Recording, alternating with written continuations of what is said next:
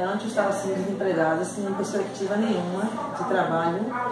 E já fazer assim, alguma coisa de cabelo, que é a área que eu sempre gostei. Quando eu saí do trabalho também, eu tinha procurado também o curso, achei um pouquinho caro. Resolvi fazer outra coisa, tentei doces, mas não deu certo. Aí decidi vir para a Embeleze para fazer o curso. E graças a Deus, hoje eu já consegui, estou formada, graças a Deus. E já trabalho para mim, já tenho minhas clientelas e hoje eu luto, né, para abrir o meu próprio negócio.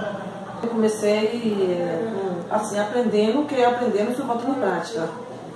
Comecei assim em casa, com minhas irmãs, depois comecei a botar uma placa, hoje já trabalho na rua, já faço serviço na rua. E estou tentando abrir meu salãozinho em casa, mas já faço de tudo.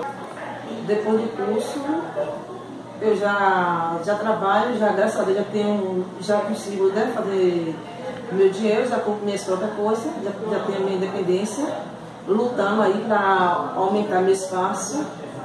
Hoje eu recomendo um Estúdio Embeleze, né, para quem está tentando, quem está querendo sair, né, da crise, para trabalhar para si, eu recomendo, porque para mim valeu a pena. Hoje já faço de tudo, graças a Deus. E já conquistei minha independência. Então, quem está querendo, né, sair do desemprego, eu recomendo.